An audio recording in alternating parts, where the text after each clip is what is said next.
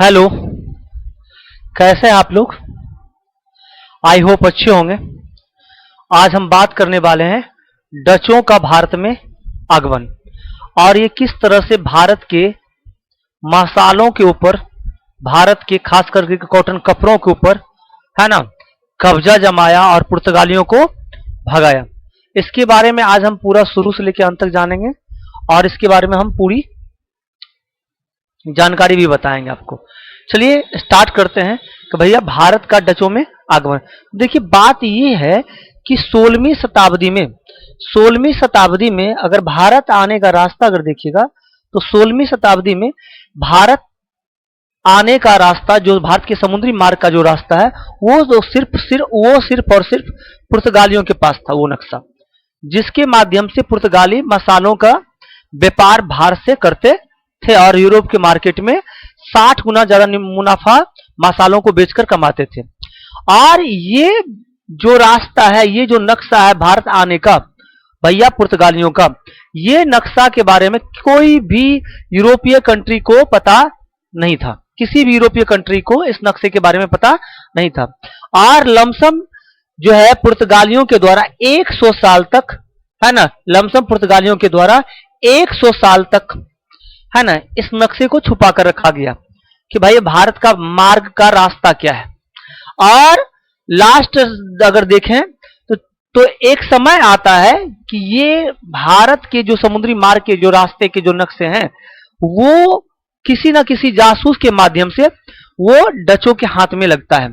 तो हम ये देखेंगे तो जो पहला जो नीदरलैंड या डच या हॉलैंड, जिसको एक ही नाम से जाना जाता है, तो वहां की सरकार ने क्या किया कि भैया पुर्तगालियों का मुनाफा देखते हुए वहां की सरकार ने, डच नीदरलैंड की सरकार ने अपना एक जासूस को नियुक्त किया और उसकी को यह आदेश दिया गया कि भैया तुम क्या करो, जाकर करके भारत के समुद्री मार्ग के रास्ते का पता लगाओ। साथ साथ अगर देखें कि भैया किसी न किसी तरह से भारत का जो समुद्री मार्ग का नक्शा है, जो पुर्तगालियों के पास था, उसको किसी तरह से हासिल करने का जो लक्ष्य था वो किसका था भैया? डचों का था। इसके लिए डच और नीदरलैंड की सरकार, जिसको डच और नीदरलैंड उस वक्त अभी के हिसाब से नीदरलैंड कर सकते हैं, हॉलैंड कर सकते हैं, तो डच, नीदरलैंड, हॉलैंड की जो सरकार है वो एक जासूस को भेजता है पुर्तगालियों के राजधानी में। जो पुर्तगाली की राजधानी भारत में थी, गोवा की बात करेंगे, तो उसका नाम था जॉन ह्यूजेन वेन लिंसा टेटन। क्या नाम था उसका? जॉन ह्यूजेन, है ना, ह्यूजेन वेन लिंसो टेटन। तो ये डच जासूस थे और इसका काम ये था कि भारत में जो पुर्तगाली का जो राजधानी हुआ करता था वो गोवा हुआ करता था। ये गोवा में जाकर कर ये एक गुप्त ऑपरेशन करेगा, जिसका काम ये होगा कि भैया ये पुर्तगालियों से नक्शा चुराकर लाएंगे। कौन लाएंगे पुर्तगालियों से नक्शा चुरा करके? John Huygen van. कौन लाएंगे? जॉन ह्यूजेन वेन लाएंगे। अब जॉन ह्यूजेन वेन की अगर बात करें तो ये गोवा ऑपरेशन करते हैं और भारत के गोवा क्षेत्र में आते हैं, जहां की पुर्तगालियों का गढ़ माना जाता था, जहां पुर्तगालियों का दबदबा माना जाता था। तो ये क्या करते हैं, गोवा में एक पुर्तगाली आर्कबिशप के सचिव के रूप में काम करना शुरू करते हैं और ये अपना जो राज है ये छुपा कर रखते हैं कि हम एक डच नागरिक है, डच जासूस है। और यह क्या करते हैं, धीरे धीरे 1583 से 1588 तक पुर्तगाली आर्कबिशप के सचिव के रूप में काम करते हैं और दिन में काम करते हैं और रात भर जाकर ये क्या करते थे, जाकर सभी गुप्त समुद्री नक्शों और रास्तों का कॉपी करते थे। कौन? John Huygen van Linschoten. तो इनके द्वारा क्या किया गया भैया, ये पूरे कंठस्थ कर लिया भैया कि भैया कौन सा द्वीप कहां है, भारत आने का जो रास्ता है वो किस एरिया से आना चाहिए, कहां पे समुद्र की गहराई कितनी है, कौन से द्वीप कहां कहां पे हैं, ये अफ्रीका के नीचे से आना, कैप ऑफ गुड के नीचे से ऊपर की ओर जाना है, हिंद महासागर में प्रवेश करना है और अरब सागर होते हुए कालीकट तक पहुंचना है। ये सारे नक्शे को जॉन ह्यूजेन वेन लिंसा टेटन क्या करते हैं, पूरा कॉपी कर लेते हैं और जब इसका मकसद पूरा हो जाता है तो ये क्या करते हैं भैया 1592 ईस्वी में, है ना, इन नक्शे को लेकर कहां भाग जाते हैं, नीदरलैंड भाग जाते हैं। नीदरलैंड भाग जाने के बाद भैया 1596 में ये दिमाग लगाते हैं कि क्यों ना हम इस नक्शे को एक किताब में उतारकर और इसको बेचेंगे तो यूरोप के मार्केट में हमको बहुत पैसा मिलेगा, क्योंकि ये समुद्री गुप्त रास्ता, जो भारत का जो रास्ता था, खुफिया रास्ता था, जो समुद्री के माध्यम, समुद्र के जरिए होता था भारत, या समुद्र के रास्ते भारत तक पहुंचने का जो रास्ता था, वो सिर्फ और सिर्फ अब पुर्तगालियों के बाद किसके पास था, ये था भैया भैया जिसका नाम था जॉन हुजेन वैन लिंसा टेटन के पास, जो कौन थे, ये नीदरलैंड के जासूस थे। इन्होंने क्या किया, अपना एक किताब पब्लिश किया, जिस किताब का नाम था इंटीनेरियो। क्या नाम था, इंटीनेरियो। और ये इंटीनेरियो किताब जो है 1596 में ये क्या करते हैं भैया, प्रकाशित करते हैं। जब यह किताब प्रकाशित होता है तो दुनिया के सामने भारत के रास्ते क्या होते हैं, लिख कर दिए जाते हैं कि भैया भारत तक पहुंचना कैसे है। और इस किताब के जरिए जिसका डिमांड जो है, इसकी किताब का, इंटीरियो किताब का डिमांड यूरोपीय मार्केट में बहुत ज्यादा होता है। और सबका ये चाहत रहता है कि जिस तरह से पुर्तगाली मसाले का व्यापार कर मुनाफा कमा रहे हैं, हम भी भारत पहुंचकर मसाले के व्यापार को पर एकाधिकार जमाए। हर एक का सपना रहता है, भारत के मसालों का चाहत रखता है। तब जो आगे चल के देखिएगा कि इंटीरियो किताब के माध्यम से ही आगे चलकर डचों के बाद भैया अंग्रेज भी आएंगे पीछा करते हुए। तब ये अब यहां से तो बात निकल के भैया रास्ता तो लीक हो गया, भारत के समुद्री मार्ग का जो रास्ता है वो लीक हो गया। अब लीक होने के बाद अगर देखिएगा तो क्या होता है कि एक व्यक्ति था जो डच यात्री था, जिसका नाम था भैया कर्नेलिस डी हस्तमान। और कर्नेलिस डी हस्तमान क्या करते हैं, 1595-96 में जैसे ये नक्शा का पता चलता है तो ये क्या करते हैं भैया, भारत की ओर रवाना होते हैं कुछ जहाजों के साथ, जिसका नाम क्या था, कर्नेलिस डी हस्तमान। ये कौन थे, डच नागरिक थे। इनका मनसा ये था कि वह अभी भारत में आकर करके भारत के मसालों का व्यापार करे और यहां से मसाला खरीदकर यूरोप के मार्केट में बेचे। लेकिन संजोग की बात है, ये जो इसका अभियान चला था 1596 में चला था, लेकिन इसको जाना था भारत, लेकिन ये अपने जहाज को नक्शे का यूज सही से नहीं कर पाते हैं और अपने जहाज को लेकर कहां पहुंच जाते हैं, इंडोनेशिया पहुंच जाते हैं। इंडोनेशिया जब कर्नेलिस डी हस्तमान पहुंचते हैं 1596 में, तो इनको बहुत भारी मात्रा में क्या होता है भैया, वहां पर भारत से भी ज्यादा मसालों का खजाना मिलता है। किसको भैया, इंडोनेशिया में। और इंडोनेशिया में ये क्या करते हैं, जब पूरा मसाला खरीदते हैं, लेकिन इंडोनेशिया के जो पब्लिक है उनकी जो चाहत होती है वो मसाला देने के लिए तो तैयार होते हैं, वहां के राजा जो है मसाला देने के लिए तैयार तो होते हैं, लेकिन बात यहां ये हो जाता है कि उनका जो रुचि रहता है इंडोनेशिया के राजाओं का, भैया इंडोनेशिया की सरकार का है ना, इंडोनेशिया की जनता का जो रुचि रहता है वो भारतीय कॉटन कपड़ों पे रहता है कि भैया हमको भारतीय कॉटन कपड़ा चाहिए और तुम मसाला लेके जाओ, हमको कपड़ा दो मसाले लेके जाओ, क्योंकि इंडोनेशिया के मार्केट में भारतीय कपड़ों का बहुत ज्यादा डिमांड था। तो ये क्या करते हैं, तो इनको उतनी ज्यादा सफलता हाथ नहीं लगती है और ये वापस कहां पहुंच जाते हैं, ये जाते हैं नीदरलैंड। और नीदरलैंड जाने के बाद नीदरलैंड की सरकार को, यानी डच पहुंच जाते हैं, डच की सरकार को बताता है कि भैया क्या इंडोनेशिया में बहुत ही ज्यादा मसाले का भंडार है, अगर वहां हम व्यापार करेंगे तो बहुत ही ज्यादा मुनाफा हमको होगा। और ये शुरुआत में नहीं चाहते थे कि भैया हम अंग्रेज से, पुर्तगाली से क्या करें, बैर करें। तो यहां देखिएगा कि भैया जब ये नीदरलैंड पहुंचते हैं तो पहुंचने के बाद वहां की जो सरकार है, नीदरलैंड की सरकार क्या करती है कि भैया एक कंपनी बनाता है, कब, 1602 में। और व्यापारिक कंपनियों को आदेश देता है कि छोटे छोटे जो व्यापारी नीदरलैंड में, उसको क्या करता है, एक छोटे व्यापारियों का समूह बनाता है और उस समूह को मिलाकर के एक कंपनी बनती है, इसको बोलते हैं VOC, या इसको आप ये भी कह सकते हैं, इसको VOC नहीं कहिएगा तो आप कह सकते हैं यूनाइटेड, है ना, East India Company of Netherland. और अगर ये देखिएगा, ये एक प्रकार का क्या कंपनी था, ये एक प्रकार का प्राइवेट कंपनी, क्या था, प्राइवेट कंपनी था। और यहां की सरकार जो है नीदरलैंड की संसद में जब ये बिल पास होता है कि भैया बीओसी बनाया जाए, और बीओसी को चलाने के लिए भैया क्या करने का, जो बीओसी को जो चलाएगा उसका जो नाम है, कुछ कुछ व्यक्ति, कुछ कंपनी के कुछ वर्कर, जो कि खास वर्कर होंगे वही चलाएंगे, और वो उसका नाम रखा गया उस वर्कर को, यानी बीओसी को चलाने वाले व्यक्तियों का जो नाम रखा गया, एक समूह के जो बीओसी को चलाने वाले व्यक्तियों के एक समूह को जो नाम रखा गया, उसका नाम रखा गया जेंटलमैन 17। अर्थात ये हुआ कि भैया जेंटलमैन 17 जो है बीओसी को क्या करेगा, कंट्रोल करेगा। और इस कंपनी को नीदरलैंड की सरकार बहुत ही पावरफुल बना दिया, और समझ सकते इतना पावरफुल बनाया कि ये बीओसी जो कंपनी था, ये कंपनी ना रह करके एक छोटा मोटा चलता फिरता एक देश था। क्यों? क्योंकि इसको अस्थाई सेना रखने की अनुमति थी बीओसी को। बीओसी को क्या था भैया, वो पैसे बना सकते, पैसे ढाल सकते, किसी भी राजा को पकड़ के युद्ध कर सकते थे उसके साथ। तो हम ये कहना चाह रहे हैं, तो बीओसी को चलता फिरता एक देश का दर्जा दे दिया गया था। यानी अर्थात ये हुआ कि भाई बीओसी अस्थाई सेना रख सकता है ना, चले बने तो भैया किसी भी राजा से युद्ध कर सकता है, अपनी सेना रख सकता है, पैसे छाप सकता है, और हर व्यापार कर सकता है। ये स्वतंत्र था बीओसी। तो बीओसी को बहुत ज्यादा पावरफुल बना दिया गया, किसके द्वारा? नीदरलैंड की सरकार, जिसके कारण से ये कंपनी पुर्तगाल की कंपनी से ज्यादा ताकतवर है ना होती है।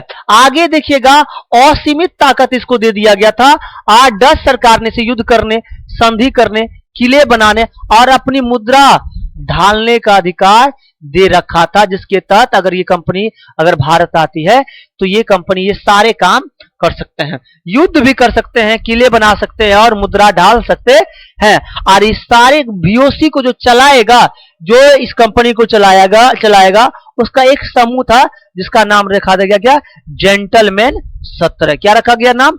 जेंटलमैन 17। यानी जेंटलमैन 17 के आदेश के हिसाब से ही, यानी जो भी इस कंपनी का निर्णय होगा वो सारे के सारे कौन लेगा? इस कंपनी का निर्णय जेंटलमैन 17। अब यहां से भैया आप देख चुके हैं कि भैया 1602 में इसको आदेश दिया जाता है, और आदेश मिलने के बाद अगर देखिएगा तो इसका जो पहला रुख होता है, तो इसके द्वारा क्या होता है, इंडोनेशिया कंपनी के द्वारा, कि 1603 ईस्वी में ये क्या होता है, इंडोनेशिया के है ना सुमात्रा में, कहा?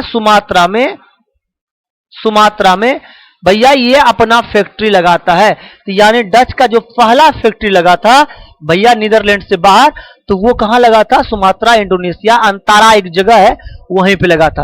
अब समझिए जब ये फैक्ट्री लगा 1603 में, तो 1603 में ये फैक्ट्री लगने के बाद अभी बताए थे कि भैया इंडोनेशिया के बाजारों में जो मांग था वो मांग भारतीय कपड़ों का था। अब भारतीय कपड़ों का जो मांग था वो इंडोनेशिया के राजा, इंडोनेशिया के भाई जनता जो मांग करते थे वो भारतीय कपड़े का मांग करते थे। तो इसलिए अब इनको क्या मजबूरी हो गया कि भैया अब एक फैक्ट्री कहां लगाना है? भारत में लगाना है। और इंडोनेशिया से निकलकर भैया बीओसी कंपनी अपना एक शाखा जो लगाता है भारत में अपना पहला कदम रखता है, और 1605 में मुसूलीपट्टनम आंध्र प्रदेश में अपना पहला फैक्ट्री लगाता है। किसके? कौन? ये लगाता है डच। तो डच के द्वारा जो भारत में पहला फैक्ट्री लगाया गया था वो लगाया गया था 1605 में, कहा? मुसूलीपट्टनम आंध्र प्रदेश में। 1605 में मसूलीपट्टनम के साथ साथ एक कुन्नूर नामक जगह है, तो कुन्नूर में भी फैक्ट्री लगाया गया था। तो 1605 में डचों की भारत में 2 फैक्ट्री लगती है, एक कुन्नूर में और दूसरा मसूलीपट्टनम में। उस वक्त मसूलीपट्टनम आंध्र प्रदेश के आसपास के क्षेत्रों के जो राजा थे वो गोलकुंडा के हाथों में मसूलीपट्टनम था। किसके हाथों में था? गोलकुंडा के राजाओं के हाथ में, गोलकुंडा के राजाओं के हाथ में। और इसके बाद जो है दूसरा फैक्ट्री जो लगाता है, तो दूसरा फैक्ट्री लगाता है डच, कहां? 1610 में, कहां? पुलिकट की में फैक्ट्री भी लगाता है। साथ साथ अब यहां क्या करता है ये 1610 में अपना पहला एक किला बनाने का काम करता है। ये क्या बनाता है? पुलिकट में एक किला बनाने का काम करता है ताकि अपने सामानों का सुरक्षा ये कर सके। उस समय पुलिकट के जो राजा थे वो राजा थे कौन? आराविडु वंश के शासक। आराविडु वंश के शासक पुलिकट में राज्य करते थे। आराविडु वंश के शासक द्वितीय। तो वेंकट द्वितीय कौन थे? पुलिकट के राजा थे 1610 ईस्वी में। और इस तरह से वहां पर गेल्ड्रिया किला बनाया गया। धीरे धीरे धीरे धीरे देखिएगा अब इसका व्यापार कहां कहां शिफ्ट होता है धीरे धीरे भैया, पुलिकट से कहां? उत्तर भारत की ओर। और उत्तर भारत की ओर जो इसका व्यापार शिफ्ट होता है, जिसका फैक्ट्री जो शिफ्ट होता है, वो कहां भैया करेगा? ये धीरे धीरे कहां करेगा? सूरत में करेगा, चिंसुरा में करेगा, चिंसुरा पश्चिम बंगाल में, और उसके बाद कासिम बाजार में, उसके बाद पटना में। और ये उत्तर भारत में जाने का जो मुख्य कारण था वो अफीम और सोरा था, क्योंकि यूरोप के मार्केट में भैया मसालों के साथ साथ एक चीज का डिमांड और ज्यादा बढ़ रहा था। वो क्या था? अफीम। अफीम और मसाला। आप समझिए, अफीम का यूज इसलिए करते थे ये लोग क्या करते थे? भारत से अफीम खरीदकर इंडोनेशिया के मार्केट में, चीन के मार्केट में बेचते थे, जिससे इसको बहुत ज्यादा मुनाफा होता था। और अफीम खिलाकर, नशे की आदत लगाकर वहां के मार्केट से सस्ता मसाला खरीदते थे। साथ साथ क्या हुआ कि पटना में बहुत ज्यादा मात्रा में सोरा होता था, और सोरा का उस वक्त जो है 17वीं शताब्दी के आसपास देखिएगा कि सोरा का यूरोप के मार्केट में बहुत ज्यादा डिमांड था। अब ये दिमाग लगाया कि अगर सोरा पे एक अधिकार हम कर लेंगे तो बहुत ज्यादा मुनाफा कमाएंगे। अब सोरा का यूज किस में हो रहा था? तो सोरा का यूज उस वक्त 17वीं शताब्दी में बारूद बनाने में यूज होता था। किसमें यूज होता था?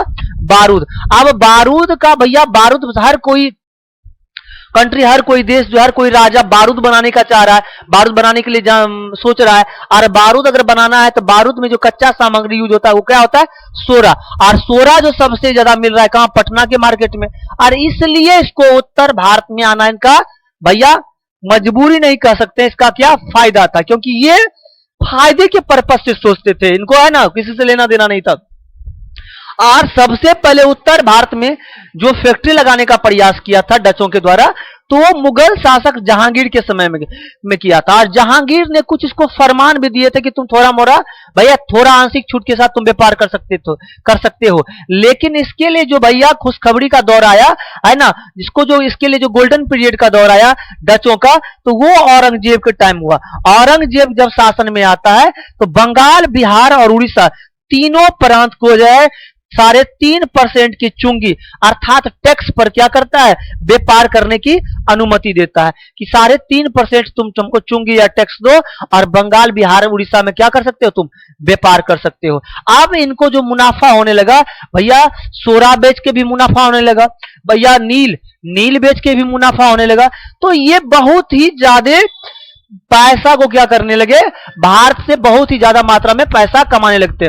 और इनका ध्यान, अब फोकस, जो व्यापारी डच सिर्फ सूती कपड़े के लिए आए थे, कॉटन कपड़े के लिए आए थे, अब उनका भैया रुचि किसमें जगने लगा? नील में जगने लगा, क्योंकि उस वक्त नील का मांग भी यूरोप के मार्केट में बहुत ज्यादा था। ये नील का भी व्यापार करने लगे, साथ साथ सोरा का व्यापार करने लगे, और कच्चा रेशम का व्यापार करने लगे। या सोरा का यूज किसमें? बारूद बताए थे, ये बारूद 17वीं शताब्दी में बारूद का डिमांड बहुत ज्यादा था। बारूद बनाने के लिए हर राजा चाहते थे, और बारूद बनाने के लिए जो कच्चा सामग्री क्या था? सोरा। और सोरा कहां से मिलेगा इसको? पटना से। कहां से मिलेगा? पटना से। प्लस बंगाल से इसको बहुत ज्यादा मात्रा में चावल मिल जाता था, और बिहार से इसको क्या मिल जाता था? अफीम। और अफीम को ये कहां बेचते थे? चीन के बाजार में, इंडोनेशिया के बाजार में बहुत ज्यादा मात्रा में बेचते थे और मुनाफा कमाते थे। तो डचों का एक और परिणाम रहा कि भाई डच जब भारत में आए तो भारतीय सूती कपड़ों के महत्व को, है ना, ये बढ़ा दिया, और इसको वैश्विक बाजार में निर्यात का मुख्य वस्तु बनाया, भारतीय कॉटन कपड़ा का, जिससे कि भारतीय कपड़े का भैया डिमांड और ज्यादा बढ़ता है। अब पटना की फैक्ट्री से ये आपको इनको क्या मिलता था भैया? अफीम और सोरा। और सोरा का यूज किसमें करता था? बारूद में। और सबसे बड़ा केंद्र पटना में बनाया था, ये बड़ी फैक्ट्री बनाई थी भाई पटना में, कौन? डच। और आज भी अगर देखिएगा यहाँ अफीम, और ये क्या करते थे? यहां से अफीम लेते थे। आज भी पटना कॉलेज का अगर इमारत की देखिएगा तो पटना कॉलेज का जो इमारत है आज भी गवाही देता है कि ये डचों का यहां पर व्यापारिक कोठी था अफीम का। और ये अफीम पटना से उठाते थे और ये कहां बेचते थे? ये अफीम को चीन और इंडोनेशिया के बाजार में बेचकर डच भारी मुनाफा कमाते थे और उसको नशे के आदी यानी नशे का लत लगवाते थे ताकि वहां कोई विरोध ना करे डचों का। और सब नशे में क्या रहे, धुत रहे। जब नशे की आदत लग जाएगा, तो जब ड्रग्स का आदत लग जाएगा, इसको बहुत हैवी मात्रा में, इसका भैया बहुत हैवी मात्रा में इसको अमाउंट मिलेगा, क्योंकि ये बेचेगा तो अपने मनमाने दाम से बेचेगा, तो इसको बहुत ज्यादा बेनिफिट होगा। यहां पर ये देखने को मिलता है। आगे देखिएगा कि भैया इसको क्या होता है, ये शुरुआत में अगर देखिएगा तो जब ये इंडोनेशिया में आए थे, डच अगर हम कहें तो डच का एक घटना बड़ी फेमस है। जब ये इंडोनेशिया में उतरे थे, वहां पर एक घटना बड़ी फेमस हुआ था। इंडोनेशिया में व्यापार के एकाधिकार के लिए डच क्या किए थे, एक बार एक घटना हुआ था डचों का, अम्बोयना की घटना। क्या बोलता है, अम्बोयना की घटना। अम्बोयना की घटना को देखिएगा, ये इंडोनेशिया में व्यापारिक एकाधिकार के लिए डच क्या किए थे, एक बार 10 ब्रिटिश, 9 जापानी और 1 पुर्तगाली व्यापारियों को बंदी बना लिया था।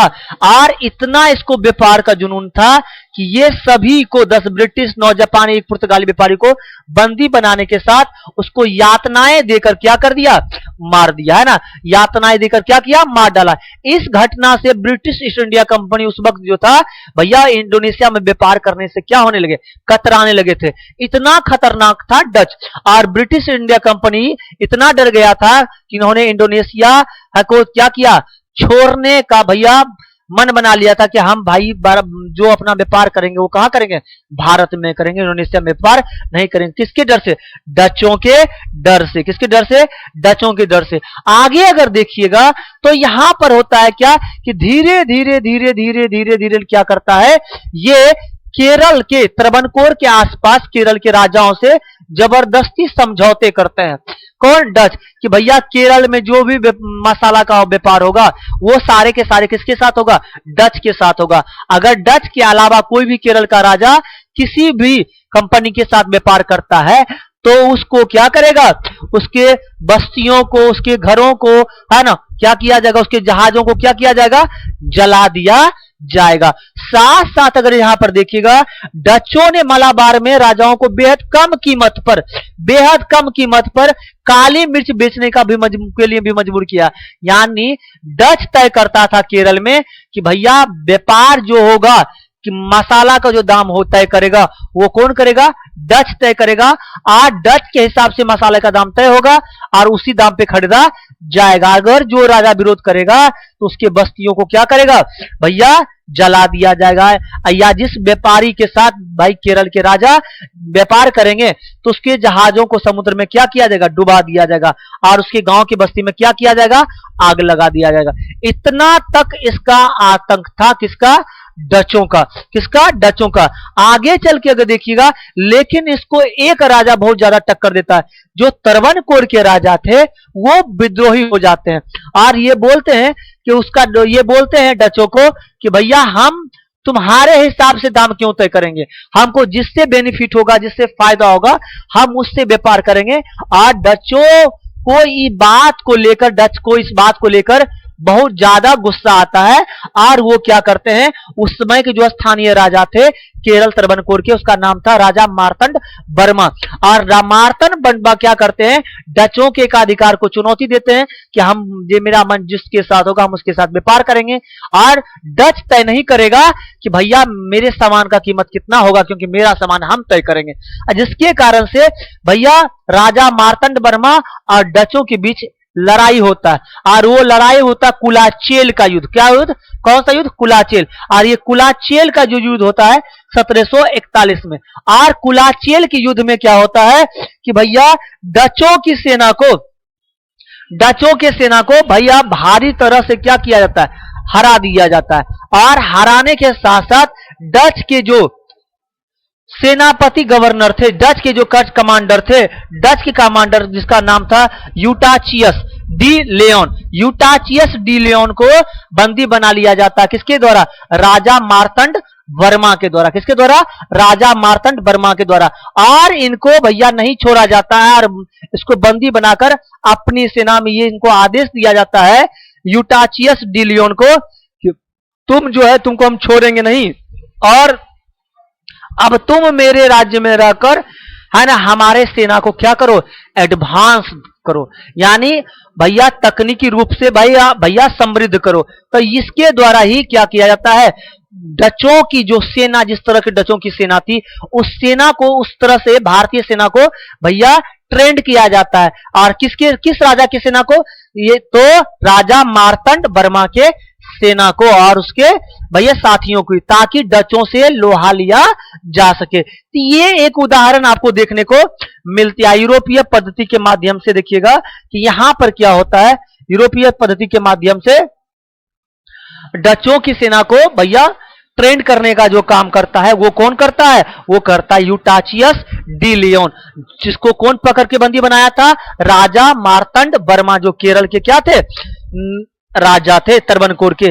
और मार्तंड वर्मा के नौसेना को है ना बहुत ज्यादा ताकतवर और मजबूत बनाता है, जिसके बाद ये डच क्या करते हैं, मार्तंड वर्मा के पैर पकड़ लेते हैं और माफी मांगते हैं, कब दोबारा ऐसा नहीं करते, नहीं करेंगे। साथ साथ अगर देखिएगा तो इस डचों के द्वारा भारत के मसाले व्यापार, मसाले, नील है ना, अफीम, सोरा और आपका कॉटन कपड़ा तक ये लोग सीमित नहीं, रुचि नहीं थी। यानी भारत की मसालों के साथ साथ इनका जो रुचि था वो भारतीय औषधियों में भी इसका बहुत ज्यादा रुचि था। और भारतीय औषधियों में क्या किए ये लोग, अब एक्सपेरिमेंट करने लगे। कौन, डच क्या करते हैं, स्थानीय वैद्य को पकड़ कर लाते हैं, और स्थानीय वैद्य को पकड़ के ला करके डच गवर्नर हेड्रिक वैन रीडे क्या करते हैं, स्थानीय वैद्यों के साथ मिलकर है ना भारतीय औषधियों, भारतीय पौधों पर शोध करते हैं। और भारतीय औषधियों का बहुत ज्यादा डिमांड था भैया, बहुत कारगर होता था भारत का आयुर्वेद। तो क्या करते हैं, ये जिसका नाम था डच गवर्नर हेड्रिक वैन रीडे, तो हेड्रिक वैन रीडे क्या करते हैं, कुछ स्थानीय वैद्य के साथ मिलकर एक आयुर्वेद का किताब बनाते हैं, एक आयुर्वेद पर किताब लिखते हैं। उस किताब का नाम क्या है, हॉर्टस मालाबारिकस। तो हॉर्टस मालाबारिकस में ये बताया गया, ये छापा गया कि भैया कौन सा पौधा किस बीमारी के इलाज में यूज होता है। तो इनकी जो रुचि है कि भारतीय आयुर्वेद, भारतीय औषधियों में भी ये रुचि अपना जगाने लगे थे। कौन, डच। साथ साथ देखिएगा क्या कि 12 खंडों में इस किताब को बांटा गया। हॉर्टस मालाबारिकस जो किताब था, जो औषधीय किताब था, जिसमें भारत की जड़ी बूटियों, औषधीय गुणों और चित्रों को अद्भुत गुण का वर्णन मिलता है। आज भी विश्व का सबसे प्रमाणिक वनस्पति विज्ञान ग्रंथ माना जाता है। कौन सा किताब, हॉर्टस मालाबारिकस। यानी ये डच जो है मसालों, कपड़ों के साथ साथ भारतीय औषधियों में भी रुचि दिखाया। साथ साथ देखिएगा कि आगे चल के देखिएगा क्या कि देखिए डच जो है, डच को जो आगे चल के जो प्रतिस्पर्धा करने को देखने को मिलेगा वो ब्रिटिश कंपनियों के साथ मिलेगा। और ब्रिटिश कंपनी की नौसेना जो होती है डचों से कहीं ज्यादा शक्तिशाली होती है। अब डच का पीछा करते हुए ब्रिटिश भी बताए थे कि ब्रिटिश भी आ जाएगा। और यहां पर से होता ये है क्या कि भैया बंगाल, बिहार, उड़ीसा में जब डच व्यापार कर रहे थे, कहां, बंगाल, बिहार और उड़ीसा, तो उसी वक्त बंगाल का जो नवाब था मीर जाफर था। कौन था, मीर जाफर। मीर जाफर को क्या लगता है कि जब पलासी का लड़ाई होता है 1757, पलासी का लड़ाई कब होता है, 1757। तो 1757 के बाद जब मीर जाफर को बंगाल का नवाब बनाया जाता है, तो मीर जाफर को हटाने के 1757 के बाद मीर जाफर को हटाने की तैयारी चलता है। तो भैया अंग्रेज क्या करेंगे, क्लाइव के जाने के बाद मीर जाफर को हटा देंगे। अब इससे ये लगता है मीर जाफर को कि क्यों ना हम भैया डच से मिल जाएं। अगर हम डच से मिल जाएंगे तो हम बंगाल से अंग्रेज को क्या करेंगे, उखाड़ फेंकेंगे। अब क्या करता है मीर जाफर से डच, मीर जाफर क्या करता है, डच से जाके मिल लेता है, यानी दोस्ती कर लेता है। और डच क्या करता है, कुछ अपने कुछ सेना को क्या करता है भैया, एक टुकड़ी को बुला लेता है, ताकि भैया किससे लड़ सके, अंग्रेजों से लड़ सके। और अंग्रेज से लड़कर करके बंगाल से अंग्रेजों को निकाल सके। किसके साथ मिलकर? मीर जाफर के साथ मिलकर। ये डच का क्या था? एक बहुत बड़ा भूल साबित होता है। और डच को लगता है कि हम मीर जाफर के सहयोग से हम अंग्रेज को बाहर कर देंगे, लेकिन अंग्रेज का जो नौसेना था वो बहुत ज्यादा ताकतवर था। अंग्रेज के जो हथियार थे वो क्या थे? वो बहुत ज्यादा उन्नत और एडवांस थी, जिसके कारण से जब डच और अंग्रेज के बीच बेदरा का युद्ध होता है 1759 ईस्वी में बंगाल में, तो अंग्रेजों ने डचों को क्या किया? बुरी तरह से मार के क्या किया? हराया। और इस तरह से पूरी भारत से पूरी तरह से डच क्या होते हैं? सिमट जाते हैं। यहां से बेदरा की लड़ाई 1759 ईस्वी में देखिएगा, तो बेदरा की लड़ाई 1759 में हारने के बाद डच को यह लगने लगा कि भैया हम क्या करेंगे, हमारे लिए जो सबसे सफिशियंट है वो क्या है? इंडोनेशिया ही है। यानी इंडोनेशिया हमारे लिए सफिशियंट है, क्योंकि अंग्रेज की जो सेना थी, अंग्रेज की जो फौज थी और अंग्रेज का जो भैया नौसेना था, तो वो क्या था? बहुत ज्यादा एडवांस था। तो डच को लगने लगा कि क्यों ना क्यों हम भाई संघर्ष अंग्रेजों से क्यों करें, और इसके बजाय हम कहां शिफ्ट हो जाए? इंडोनेशिया। क्योंकि इंडोनेशिया से इनको बहुत ज्यादा मात्रा में मसाला मिल रहा था और उसका व्यापारिक कोठी भी इंडोनेशिया में था। तो ये दिमाग लगा लिया कि भैया हम भारत में ज्यादा दिमाग नहीं लगाएंगे और हम क्या करेंगे? इंडोनेशिया शिफ्ट हो जाएंगे। और साथ साथ देखिए बीओसी कंपनी क्या हुआ कि बीओसी कंपनी इतना ताकतवर, जो बीओसी कंपनी को इतना ताकत दिया गया था नीदरलैंड की सरकार के द्वारा कि भैया वो एक सेना बना सकता है, किसी के साथ युद्ध कर सकता है, अपना पैसा ढाल सकता है, वो इतना कमजोर कैसे हो गया अंग्रेज के सामने? हुआ ये कि भैया बीओसी के अंदर ही क्या होने लगा? धांधली होने लगा। और कंपनी के जो अधिकारी थे वो क्या होने लगे? निजी व्यापार करने लगे। अब जब निजी व्यापार करने लगे तो बीओसी के जो कर्मचारी जब निजी व्यापार करने लगे तो बीओसी धीरे धीरे क्या हो गया? कमजोर हो गया। और उस वक्त अंग्रेज का जो व्यापारी था वो निजी व्यापार नहीं करते थे, जिसके कारण से अंग्रेज बहुत ज्यादा ताकतवर थे। और इसलिए अंग्रेज क्या हुए भैया? डचों पर हावी हुए। डचों पर क्या हुए?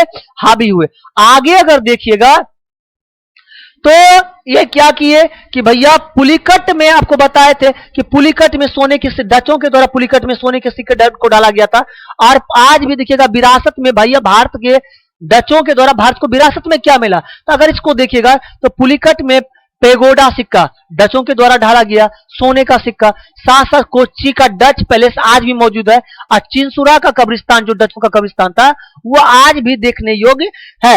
योगदान अगर देखिएगा तो भारतीय वस्त्रों को वैश्विक पहचान दिलाने में जो महत्वपूर्ण भूमिका निभाया वो डच ही निभाया, ताकि भारत के कपड़ों का भैया मार्केट इतना बड़ा हो सका, है ना। आगे अगर देखिए डच शुद्ध व्यापारी थे। जब उन्हें भारत की में कड़ी चुनौती मिली अंग्रेजों के साथ, तो वो युद्ध के बजाय वो कहां शिफ्ट होना पसंद किए? इंडोनेशिया।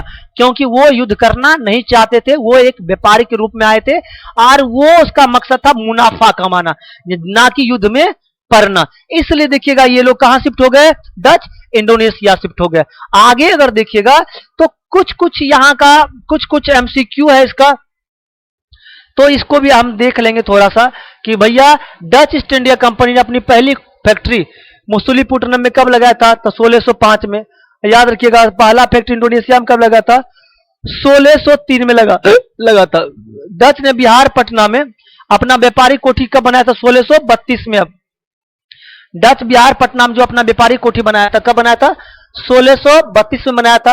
बेदरा की लड़ाई कब हुई थी? 1759 ईस्वी में। और बेदरा की लड़ाई के बाद ये लोग कहां शिफ्ट हो गए? डच इंडोनेशिया शिफ्ट हो गए। डच गवर्नर का मुख्यालय पुलिकट से नागापट्टनम किस वर्ष स्थानांतरित? तो 1690 में पुलिकट से मुख्यालय नागापट्टनम भी डच ले गए थे। भारत में डचों द्वारा जारी किए गए सोने के सिक्के को क्या बोलते थे? पेगोडा बोलते थे, है ना। आगे देखिए अगर क्वेश्चन, तो भैया डच जासूस लिंसो टेटन ने किस पुर्तगाली गवर्नर के सचिव के रूप में काम करते हुए भारत के समुद्री नक्शे को चुराया गया था? गोवा के आर्कशिप थे जिसके यहाँ क्या कर रहे थे? काम कर रहे थे, है ना। हॉर्टस मालावारिकस ग्रंथ क्या था भैया? ये भाई औषधीय किताब था, औषधीय ग्रंथ का किताब था, औषधीय किताब था, आयुर्वेद ग्रंथ का किताब था, वनस्पति शास्त्र का किताब था। साथ साथ देखिए बेदरा के युद्ध में डचों के हार के पीछे का जो मुख्य कारण क्या था? तो इस कारण ये था कि भैया नौसैनिक शक्ति डचों के मुकाबले अंग्रेजों की क्या थी, बहुत ज्यादा ताकतवर थी। डचों के लिए भारत में सोरा, सोरा कहां से प्राप्त हो डच के लिए, तो सोरा डच को मिलता था पटना से। और कुलाचेल की लड़ाई जो हुआ था, कुलाचेल का युद्ध में डचों को हराने वाला राजा का नाम था त्रवणकोर का राजा, राजा मार्तंड वर्मा। क्या नाम था, राजा मार्तंड वर्मा डच को क्या किए थे, हराए थे। अगर देखें डच कंपनी बीओसी के डच कंपनी भैया डच कंपनी बीओसी के निर्णय लेने वाली है ना, जेंटलमैन कौन था, जेंटलमैन सत्र था। जो भी डच बीओसी का जो भी निर्णय लिया था, जो कौन लेता था, जेंटलमैन सत्र लेता था। भारत के किस क्षेत्र को डच कोरोमंडल तट का मुख्य व्यापार बनाया था, पुलिकट को बनाया था, है ना। पुलिकट में देखिएगा कि यहां पर ही आपको ये कब बनाया था, 1610 में बनाया था। कब बनाया था, 1610 में। यहीं पर देखिएगा पेगोडा सिक्का को ढाबी डाला गया था। तो डचों ने बंगाल में फोर्ट गुस्ताव, एकदम बात सही है, फोर्ट गुस्ताव जो बनाया गया था वो बंगाल के चिंसुरा में लगाया गया था। कहां लगाया था, चिंसुरा। तो ये बंगाल में ही पड़ता है चिंसुरा। किस यूरोपीय कंपनी को दुनिया का पहला पब्लिक कंपनी, एकदम अगर पब्लिक कंपनी की बात करें तो वो बीओसी कंपनी था। पहला ऐसा कंपनी था जो जिसका शेयर बिका था, मैं ना कोई भी शेयर खरीद के इस कंपनी का हिस्सेदार बन सकता था। साथ साथ पटना कॉलेज की वर्तमान इमारत ऐतिहासिक संबंध किस डच व्यापारी से, तो भैया पटना कॉलेज का जो आज भी इमारत है वो किसके लिए था, वो था अफीम और सोरा का गोदाम के लिए था, वो आज भी पटना कॉलेज का है। अगर देखें डच ने भारत के मुख्य रूप से किस वस्तुओं का निर्यात किया था, सूती वस्त्र, नील, सोरा और अफीम। अफीम कहां से, बिहार से, सोरा अफीम बिहार से, देखिएगा है ना। अम्बोयना का नरसंहार अगर बात करें, अम्बोयना का नरसंहार की बात करें तो ब्रिटिश इंडिया कंपनी का हुआ था, ये इंडोनेशिया में होता अम्बोयना की घटना, है ना। आगे बात देखिए, डच भारत में पुर्तगालियों के बाद आए, लेकिन मुख्य रूप से किस पर ध्यान केंद्रित करना चाहते थे डच, तो डच जो देखिएगा कि भैया डच भारत में पुर्तगालियों के बाद आए थे, लेकिन मुख्य रूप से किस पर ध्यान केंद्रित करना चाहते थे, तो अंग्रेज की श्रेष्ठ नौसैनिक शक्ति। यानी ये कहने का मतलब ये हुआ कि डच बाद में आए, इसका जो ध्यान था, यहाँ थोड़ा सा मिस्टेक लग रहा है क्वेश्चन में। आगे देखिए, डचों के लिए भारत में सोरा का जो सबसे बड़ा केंद्र कौन था, तो याद रखिए सोरा का जो सबसे बड़ा केंद्र था वो क्या था, बिहार था। बिहार में कौन बाबू, पटना था। बिहार में कौन, पटना सबसे ज्यादा केंद्र था सोरा का। कुलाचेल की लड़ाई 1741 में हुआ था, और कुलाचेल की लड़ाई में है ना, जो भैया कुलाचेल की लड़ाई के बाद हारने के बाद राजा मार्तंड वर्मा किस राज्य के शासक थे, भैया ये थोड़ा सा मिस्टेक हो गया, कुलाचेल की राजा कुलाचेल की 1741 में डचों को हराने वाले राजा मार्तंड वर्मा किस राज्य के शासक थे, ये त्रवणकोर केरल के थे। कहां के थे, त्रवणकोर केरल। तो आप बताइएगा, इतना क्वेश्चन जो करवाए हैं उसी से क्वेश्चन था एमसीक्यू। तो ये वीडियो आपको कैसा लगा, अगर अच्छा लगा तो जरूर चैनल को सब्सक्राइब लाइक कीजिएगा, शेयर जरूर कीजिएगा। तो हम लोग मिलेंगे नेक्स्ट वीडियो में।